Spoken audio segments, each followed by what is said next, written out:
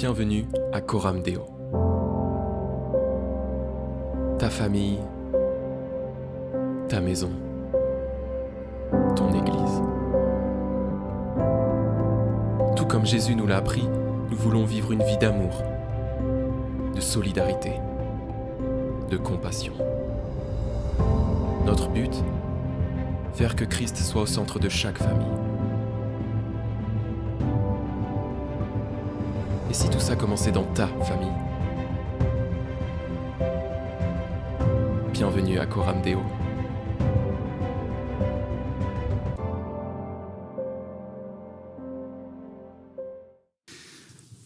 Ce matin, je voudrais déjà saluer ceux qui peut-être sont là pour la première fois. Soyez les bienvenus au milieu de nous. Sentez-vous comme chez vous, à la maison, comme en famille. Et puis ceux qui sont là depuis toujours, soyez quand même les bienvenus. C'est votre maison. Voilà. Alors ce matin, j'aimerais raviver quelque chose dans votre cœur. Ce matin, j'aimerais raviver une flamme dans votre cœur. J'aimerais vous ramener peut-être au début de votre conversion. J'aimerais vous ramener à cet engagement que vous avez pris un jour de vous baptiser. Cet engagement que vous avez pris devant les hommes, c'est-à-dire devant l'Église, mais devant les anges de Dieu et devant le trône du Père, à le suivre, à renoncer à vous-même et à lui donner votre vie, finalement. J'aimerais vous ramener à cet engagement. Et c'est le thème de ce message, l'engagement. Un jour, il n'y a pas si longtemps ça, je crois que c'était il y a 2 ans, j'ai été invité dans une église catholique à participer à un moment de louange. Et donc j'étais avec un groupe et j'étais à la guitare. Et c'était une sœur qui organisait et qui gérait un peu la réunion. Et elle a dit quelque chose qui m'a touché personnellement. Je me suis dit, le Saint-Esprit a vraiment touché mon cœur. Je me suis dit, c'est tellement bien dit. Cette sœur, elle disait, je prie que le Saint-Esprit vienne raviver les eaux de votre baptême.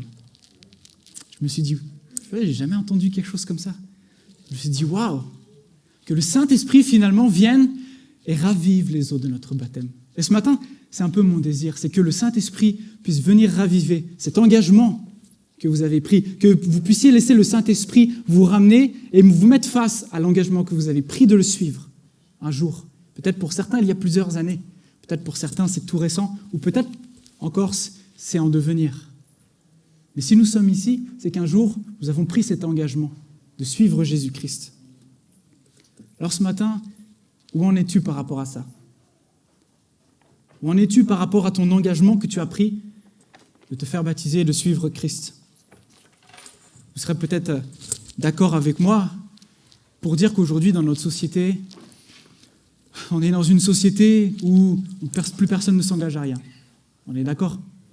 On vit dans le même monde ou pas?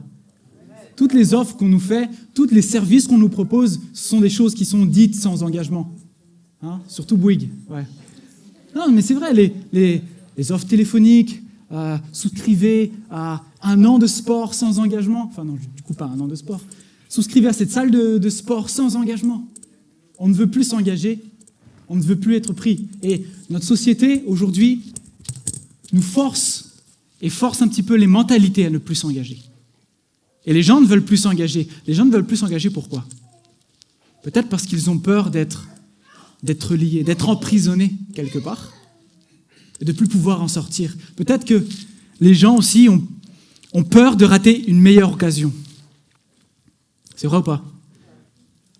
Si on est un petit peu sincère, quand avec, bon, c'est ma femme qui fait ça, mais elle s'occupe des abonnements téléphoniques. Et à chaque fois, elle dit, j'attends la dernière minute, peut-être qu'il y a une offre encore mieux que ce qu'on nous propose là. Du coup, je ne m'engage pas encore. J'attends. Peut-être qu'il y a quelque chose de mieux qui va venir. Donc du coup, on est dans une société où plus personne ne veut s'engager. Les gens ont peur, et je suis convaincu que notre génération a besoin d'hommes et de femmes, des personnes qui n'ont pas peur de s'engager, qui n'ont pas peur de se lever et s'engager pour Jésus-Christ, qui n'ont pas peur de vivre la vie à laquelle Dieu nous appelle et qui n'ont pas peur de relever les défis que ça comporte. Parce que Oui, l'engagement, c'est pas facile. C'est parfois un peu dur. Ça comporte des défis. C'est pas facile de tenir son engagement jusqu'au bout. Je me suis marié, j'avais 23 ans. Dans notre génération, c'est pas commun de se marier aussi jeune. Et forcément, autour de moi, dans mon travail, on m'a dit « Mais t'es vachement jeune pour te marier. » Je crois que ma barbe a fait quand même un peu de bruit.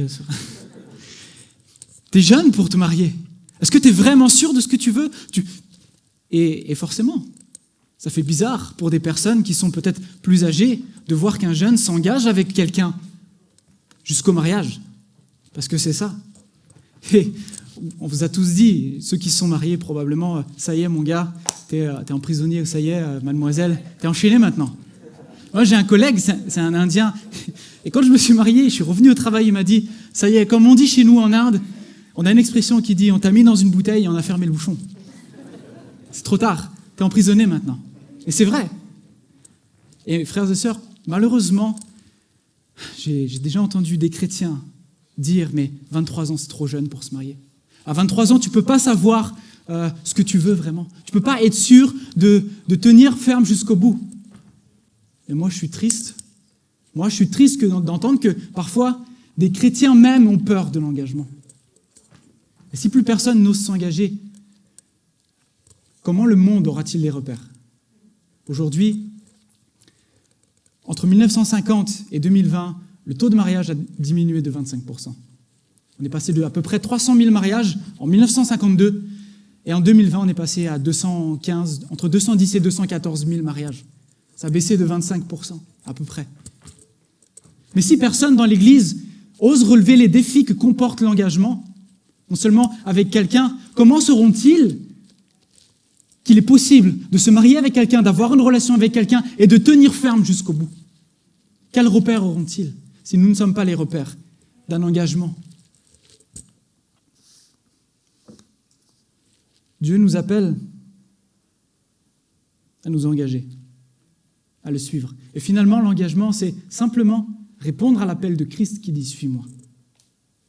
Qui dit « Suis-moi ». L'engagement, ce sont des actes posés. Et notre vie chrétienne doit être une vie d'engagement avec des actes posés. Il ne s'agit pas d'adhérer intellectuellement aux enseignements de Jésus, parce qu'il dit des choses qui sont magnifiques, qui sont belles, mais il s'agit de vivre les enseignements que Christ nous demande de vivre. Il s'agit de vivre ce que Dieu nous demande de vivre. Et pas seulement adhérer, oui, c'est bien, c'est beau, mais ce n'est pas possible. J'ai envie de vous dire ce matin, c'est possible de vivre une vie d'engagement, engagée pour Christ. J'ai regardé dans le dictionnaire ce que ça voulait dire engagement. Selon le dictionnaire, l'engagement, ça veut dire action de se lier par une promesse. Frères et sœurs, pour que nous ayons la possibilité de nous engager, il a fallu que quelqu'un nous fasse une promesse. On ne s'engage pas comme ça, sans rien. Mais Dieu lui-même nous a fait une promesse. Dieu lui-même s'est engagé pour toi, pour moi. Il s'est engagé dans l'Ancien Testament, il s'était engagé par une promesse à Abraham d'un jour envoyer un sauveur qui viendrait effacer les péchés du monde et par qui le monde entier pourrait être sauvé. Et il l'a fait. Jésus-Christ est venu et il a dit « Je te fais cette promesse que si tu me suis, je te donne la vie éternelle. Je te fais cette promesse que si tu me suis, si tu vis ta vie sur mes enseignements, je t'enverrai mon esprit, je te donnerai mes bienfaits et je serai avec toi jusqu'à la fin du monde. » Voilà les promesses que Jésus-Christ te fait ce matin. Action de se lier par une promesse. Dieu fait des promesses. Est-ce que tu vas choisir de te lier avec ? Dieu s'est engagé. Et si ça fait peut-être, pour certains, plusieurs années que vous êtes convertis, ça fait peut-être plusieurs années que vous êtes baptisés, moi ça fait plusieurs années maintenant, je ne sais plus, j'avais quel âge papa ? Je me suis dit, en 2013. En 2013, voilà, ça fait 9 ans, ça fait bientôt 10 ans. Un petit problème de micro, je crois. Voilà, presque 10 ans. Mais peut-être pour certains, ça fait plus longtemps que vous êtes engagés à suivre Christ. Plus longtemps que vous êtes baptisés. Et je ne sais pas si comme moi, mais en tout cas moi, j'ai parfois tendance à oublier ce à quoi je me suis engagé. Au fur et à mesure que la vie avance, Parfois, j'oublie que je me suis engagé à quelque chose. J'oublie même ce à quoi je me suis engagé. J'oublie pas que, oui, je vis pour Christ, je suis chrétien maintenant, je vais donner ma vie. Mais j'oublie en quoi ça consiste, parfois. Et vous savez, on peut facilement se tromper soi-même. On peut facilement tromper les autres. Mais il y a quelqu'un qu'on ne peut pas tromper. C'est Dieu. C'est Dieu. Et même, Jésus fera un reproche à l'église de Sardes dans l'Apocalypse. Il dira, tu parais pour vivant, mais en réalité, tu es mort. En réalité, tu es mort. Tu peux paraître vivant. C'est facile de tomber dans la religiosité, finalement dans des espèces de rituels qu'on fait à chaque fois. Et on pense qu'on vit une vie d'engagement. On pense qu'on suit toujours Christ. Mais en réalité, Dieu nous dit, mais tu es mort en réalité. Tu n'as pas la vie de Dieu en toi. Tu n'as pas ma vie en toi. C'est quelque chose de sérieux, frères et sœurs. C'est très sérieux. Alors, très rapidement, parce qu'il y a la kermesse après, j'aimerais peut-être vous rappeler à certains ce à quoi on s'est engagé. Très pratiquement, dans notre vie, parce qu'il s'agit de ça, de vivre les enseignements de Christ, et pas seulement de les avoir intellectuellement, de les connaître. Si tu t'es engagé à suivre Jésus, voilà ce à quoi tu t'es engagé. Écoute bien. Vous avez appris qu'il a été dit à nos ancêtres, tu ne commettras pas de meurtre. Si quelqu'un a commis un meurtre, il en répondra devant le tribunal. Eh bien moi, je vous dis, celui qui se met en colère contre son frère en répondra devant le tribunal. Celui qui lui dit « imbécile » passera devant le grand conseil. Et celui qui le traite de fou est bon pour le feu de l'enfer. Si tu t'es engagé à suivre Christ, tu t'es engagé à ne rien dire qui pourrait blesser ton frère. Alors, je vous l'accorde, c'est plus facile pour certains que pour d'autres. C'est plus difficile quand on a 4 frères, comme moi. Non, je dis ça, mais j'aime mes frères de tout mon cœur. Et je suis heureux d'avoir des frères comme ça, vraiment. Même si parfois on peut dire, c'est vrai, ça m'est arrivé de dire des choses qui ont blessé mon frère. Mais Jésus ne parle pas forcément et simplement de ton frère de sang, mais toi, ton frère qui est en Christ. Tu t'es engagé à ne rien dire qui puisse le blesser. Combien de fois, mes amis, je vais dire cette expression, mais je rectifierai après, on laisse nos paroles dépasser notre pensée. Mais déjà, ça, c'est une fausse expression. Parce que Jésus dit, c'est de l'abondance du cœur que la bouche parle. Si tu dis ça à ton frère, c'est que c'était déjà dans ton cœur. C'était déjà là. Ce n'est pas quelque chose qui est inventé. C'est quelque chose qui est passé dans ton cœur. Voilà ce à quoi vous êtes engagés. Vous avez appris qu'il a été dit, tu ne commettras pas d'adultère. Eh bien, moi, je vous dis, si quelqu'un jette sur une femme un regard chargé de désir, il a déjà commis un adultère avec elle dans son cœur. Tu es engagé à ne pas convoiter. Oula, je vous avais dit qu'il fallait. Sportif, merci. Tu t'es engagé à ne pas convoiter la femme d'un autre. Tu t'es engagé à ne pas convoiter le mari d'un autre. Peu importe les raisons. Même si ça ne se passe pas bien avec ta femme à la maison, si l'autre paraît plus belle, si elle sent peut-être meilleure que ta femme, peu importe les raisons. Et même vous, mes sœurs, à convoiter le mari de quelqu'un d'autre, peut-être parce qu'il est plus beau, parce qu'il a une meilleure carrière, parce qu'il a l'air d'être un meilleur mari, il a l'air d'aimer sa femme. Mais tu t'es engagé, et lorsque tu as pris ton baptême, à ne pas convoiter quelqu'un d'autre. Vous avez appris qu'il a été dit « œil pour œil, dent pour dent ». Eh bien moi je vous dis, ne résistez pas à celui qui vous veut du mal. Au contraire, si quelqu'un te gifle sur la joue droite, tends aussi l'autre. Si quelqu'un veut te faire un procès pour avoir ta chemise, ne l'empêche pas de prendre aussi ton vêtement. Et si quelqu'un te réquisitionne pour porter un fardeau sur 1 kilomètre, porte-le sur 2 kilomètres avec lui. Donne à celui qui te demande et ne tourne pas le dos à celui qui veut t'emprunter quelque chose. Ouh là là, ça c'est dur. Ça c'est dur. Ça c'est dur parce que ce que Dieu nous demande, c'est que lorsque le méchant vient, tu ne résistes pas. Aïe, aïe, aïe. Ne pas résister, c'est dur. Mais non seulement tu ne dois pas résister, mais tu dois lui donner une autre mesure. Tu m'as volé ça. Tu sais quoi, prends ça. Prends-le. Tu m'as giflé ici, je te tends l'autre joue. Un jour, en fait, quand j'étais au lycée, dans ma dernière année de lycée, j'allais au lycée en vélo. Et un jour, alors que je rentrais du lycée, j'ai crevé un pneu. Je me suis dit, mince, bon, tant pis, c'est pas grave. Puis j'avais pas le temps de changer ma roue, du coup je me suis dit, c'est pas grave, demain je vais y aller à pied. Et donc le lendemain matin, j'ai mis mes écouteurs, j'ai pris mon téléphone, je suis parti plus tôt et je suis allé à pied. Et sur le chemin du lycée, je rentre dans une rue où il n'y avait pas grand monde, et là, il y a 3 gars qui débarquent devant moi. Je vois qu'ils ne sont pas nets, au premier abord. Et les 3 gars, ils sont là, et puis ils me disent, donne-moi ton téléphone, donne-nous tout ce que tu as. Et là, je me suis dit, bon, qu'est-ce que je fais ? Qu'est-ce que je fais ? Et à l'époque, je faisais beaucoup de sport, je faisais de la musculation. Donc j'étais un peu plus balèze, plus balèze que maintenant. Okay. Le juste vivra par la foi et non par la vue. Je vous demande de me croire. J'étais vraiment plus balèze que ça. Ok ? Et je me suis dit, mais qu'est-ce que je fais ? Bon, ils sont 3, je ne vais pas me battre. Ok. J'étais un tout petit peu plus grand qu'eux, et je me suis dit, il me reste une option, c'est de prendre mes affaires et courir. Prendre mes affaires et courir. Et au moment où cette pensée passe dans ma tête, je me dis, allez, je cours, je sens l'Esprit de Dieu en moi me dire, non, Adam, donne ce que tu as. Et le mec, il arrache mes écouteurs, et j'entends l'Esprit de Dieu me dire, c'est passé en une fraction de seconde, j'ai senti l'Esprit me dire, Adam, reste là, ne cours pas, donne ton téléphone, et donne tes affaires. C'est ce que j'ai fait. On est appelé à vivre vraiment ce que Dieu nous demande. C'est possible de vivre ça, parce que Dieu a promis qu'il sera avec toi. Tu peux le vivre aussi. Et vous savez, qu'est-ce qu'il dit d'autre ? Si quelqu'un veut te faire un procès pour avoir ta chemise, ne l'empêche pas de prendre aussi ton vêtement.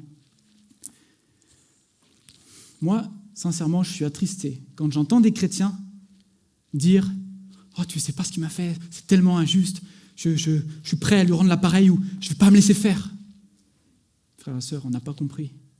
On n'a rien compris à ce que Jésus nous demande. Quand on entend des chrétiens dire « Il m'a pris, on m'a escroqué, on m'a pris telle somme d'argent.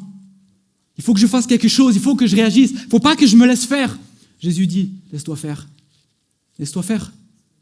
Il veut te prendre ta chemise, donne-lui ton manteau aussi. » Oui, c'est un message à contre-courant. Et pas plus tard qu'hier, on était en train d'évangéliser dehors et un monsieur m'a dit, et dans la discussion, il disait « Purée, si quelqu'un vient et me fait du mal, désolé cette expression, mais il a dit « Moi, je ne baisse pas mon pantalon. » Le monde pense comme ça. Jésus nous dit « Vous ne devez pas penser comme ça. Vous ne devez pas vivre comme ça. » En tant que chrétien, on doit faire la différence. Encore plus en tant que chrétien, vous savez pourquoi ? Parce que nous aurons à juger le monde. L'apôtre Paul aux Corinthiens dit « Ne savez-vous pas que vous aurez à juger le monde ? Bien plus encore, nous jugerons les anges de Dieu. » Ça montre seulement une chose, c'est qu'on est tellement parfois attaché aux choses d'ici-bas. On est tellement attaché à notre petit confort, tellement attaché à « il m'a pris ceci, on m'a volé cela ». Frères et sœurs, ne soyons pas attachés et vivons réellement ce que Dieu nous demande, ce que Christ nous demande. Vous avez appris qu'il a été dit « Tu aimeras ton prochain et tu haïras ton ennemi ». Eh bien moi je vous dis, aimez vos ennemis et priez pour ceux qui vous persécutent. Ainsi, vous vous comporterez vraiment comme des enfants de votre Père Céleste. Car lui, il fait luire son soleil sur les méchants, aussi bien que sur les bons. Et il accorde sa pluie aux justes comme aux injustes. Si vous aimez seulement ceux qui vous aiment, allez-vous prétendre à une récompense pour cela ? Les collecteurs d'impôts eux-mêmes n'en font-ils pas autant ? Si vous ne saluez que vos frères, que faites-vous d'extraordinaire ? Les païens n'agissent-ils pas de même ? Votre Père Céleste, voilà l'appel que Dieu nous lance. Votre Père Céleste est parfait. Soyez donc parfaits comme lui. Je sais que peut-être certaines personnes ici, vous connaissez Brother Youn. On l'appelle Brother Youn en anglais, frère Youn. Pour ceux qui ne le connaissent pas, c'est pour moi un apôtre de nos temps modernes. C'est un Chinois qui il vivait en Chine et il a grandi pendant la Révolution là-bas. Et il s'est converti à l'âge de 16 ans. Il s'est converti à l'âge de 16 ans et tout de suite, Dieu l'a appelé à évangéliser sa province, sa contrée et puis même sa nation. Et ce que Brother Yun a fait. Il a commencé à évangéliser et c'est ce qui l'a emmené à être emprisonné à plusieurs reprises. Il a passé plusieurs années en prison à cause du fait qu'il partageait Christ. Et que des gens véritablement se convertissaient. Des gens étaient guéris et même des morts ressuscitaient.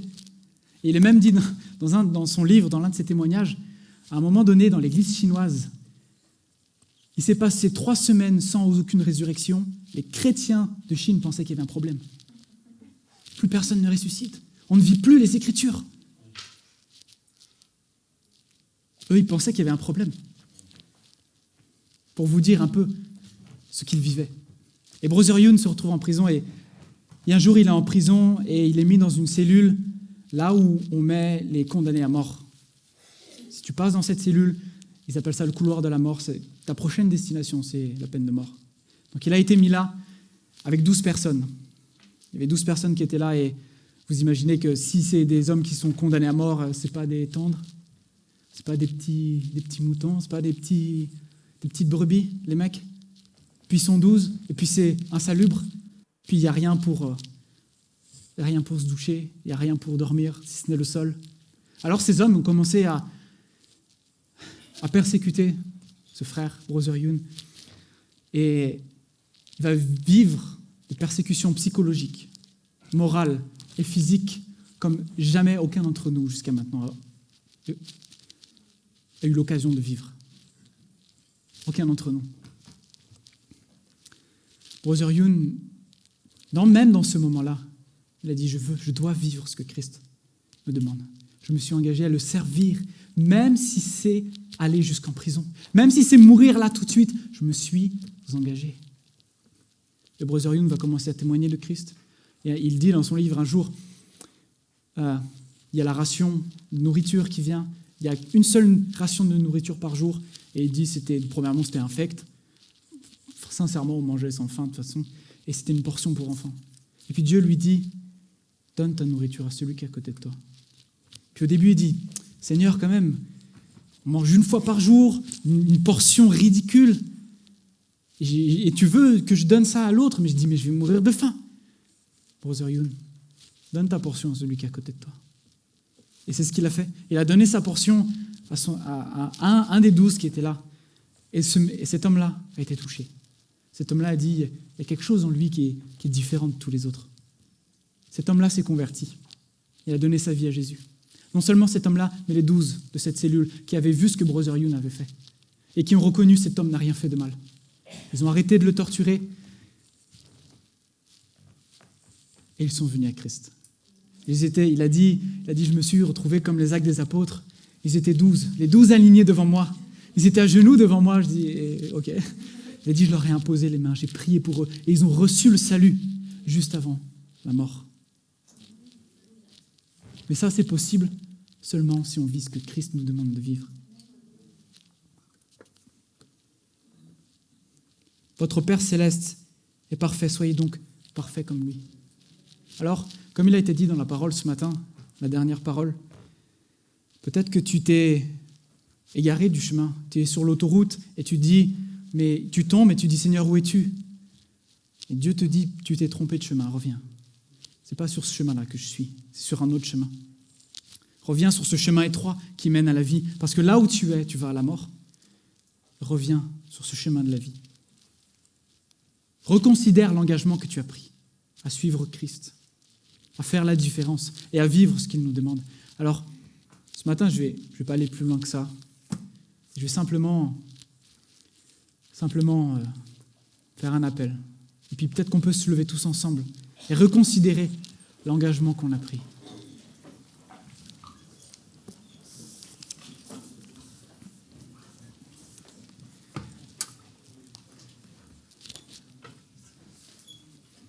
Et dire à Dieu, Seigneur, il est vrai qu'il y a quelques années, je me suis engagé à te suivre.